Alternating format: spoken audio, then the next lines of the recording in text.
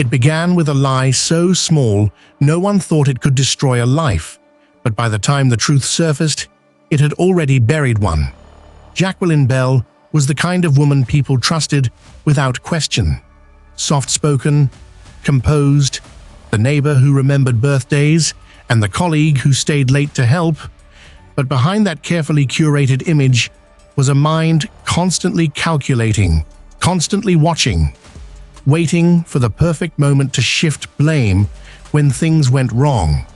And when her co-worker Daniel Reeves was found dead in his apartment under what initially looked like a robbery gone wrong, Jacqueline was the first to cry, the first to comfort, and the first to point investigators toward a nameless suspect she claimed had been stalking Daniel for weeks.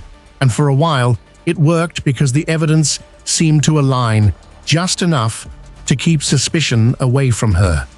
But what no one realized, what Jacqueline didn't realize, was that in her meticulous planning, she had overlooked one critical detail. A detail so small it felt insignificant at the time, yet powerful enough to unravel everything. The building's outdated security system didn't record video, but it did log entry timestamps. And while Jacqueline believed she had created an airtight alibi, analysts later discovered a discrepancy. Her keycard had been used at Daniel's apartment hours before she claimed to have arrived at work.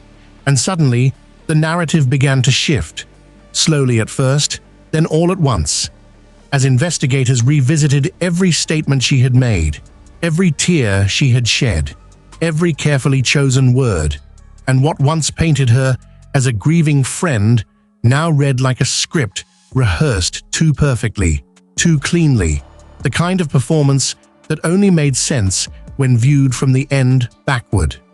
The power dynamic flipped the moment they brought her in for a second interview, because this time they weren't asking questions, they already had answers, and Jacqueline, who had once controlled the story, now found herself trapped inside it as detectives laid out the timeline piece by piece, exposing contradictions she could no longer explain away.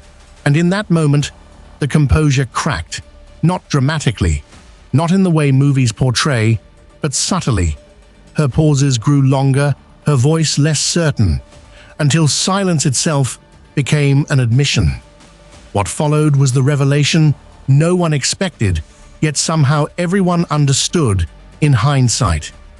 Daniel had discovered financial discrepancies linked directly to Jacqueline, evidence of embezzlement she had hidden for years behind her reputation of trustworthiness, and when he confronted her, she didn't panic, she adapted. Because for Jacqueline Belle, survival had always meant staying one step ahead, even if it meant stepping over someone else.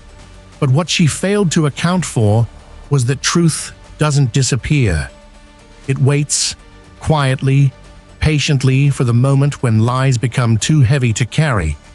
In court, the same woman who once commanded sympathy now sat exposed, every calculated move turned against her, every lie reframed as motive. And when the verdict was finally read, guilty, there was no dramatic outburst, no final denial, just a stillness that carried more weight than words ever could. Because deep down, Jacqueline had always known this moment would come, that no amount of control could outrun consequence. Justice, when it arrived, was not loud or sudden, but deliberate, built piece by piece from the very details she believed were too small to matter. And in the end, the most chilling truth wasn't just that Jacqueline Belle had taken a life, but that she had believed she could rewrite reality itself and never be caught. A reminder that deception may win moments, even years, but truth, unyielding and patient, always reclaims its power. And when it does, it doesn't just expose the crime. It exposes the person who thought they were untouchable. By the time Jacqueline Belle was sentenced, the world believed the story was finished. A clean narrative of motive, murder, and justice served. But inside the quiet machinery of the case file, Something didn't sit right, something that refused to settle even after the verdict. Because while prosecutors had proven Jacqueline killed Daniel Reeves to protect her secret, they had never fully explained how she stayed ahead of investigators for so long, how every move she made seemed not just reactive, but predictive, as if she knew where suspicion would go before it even formed. It started with a routine audit of archived evidence, a procedural review that should have changed nothing. Yet analysts noticed irregularities buried deep within the digital logs, access points opened seconds before being officially recorded, timestamps that appeared clean on the surface but carried microscopic inconsistencies when broken down frame by frame, the kind of anomalies that don't occur by accident but by design. And suddenly the case that once felt complete began to feel staged. Detectives reopened internal communications and found something even more unsettling. Key pieces of evidence had been discovered too quickly, almost as if they had been guided, nudged into place by an unseen hand, and when they mapped the timeline again, a disturbing pattern emerged, one that suggested Jacqueline wasn't just covering her tracks, she was steering the investigation itself, feeding it just enough truth to keep it moving in the direction she wanted. The power shift that had once crushed her now began to reverse in an unexpected way, because if Jacqueline had manipulated the system from within, then the question was no longer just what she had done, but who had helped her do it. Whispers of a second presence began to surface. Not a visible accomplice, but someone embedded closer to the investigation than anyone had considered. Someone who had access to reports, timestamps, and evidence flow. Someone who could subtly alter the narrative without ever stepping into the spotlight. And the deeper detectives dug, the more they realized that certain decisions, small at the time, had disproportionately benefited Jacqueline. Delays that bought her time, misfiled reports that redirected suspicion, overlooked details that now felt impossible to ignore. When they confronted Jacqueline again, expecting fear, expecting cracks, they found something far more chilling. Recognition. A faint, knowing stillness in her expression that suggested she had been waiting for this moment.